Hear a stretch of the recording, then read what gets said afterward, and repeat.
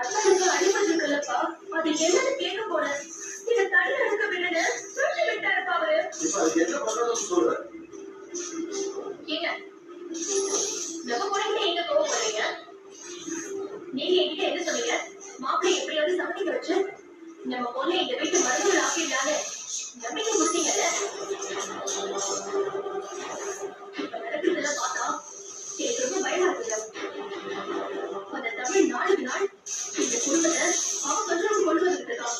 இத்தனை நாள் ஜனாமா மட்டும்தான் அவ சொல் பேச்சு கேட்டு நடந்துகிட்டு இருந்தாங்க. இன்னைக்கு சிட்டியும் அவ பக்கம் சார்ந்துகிட்டு இருக்கான். இனியும் கொண்டு முடியாது.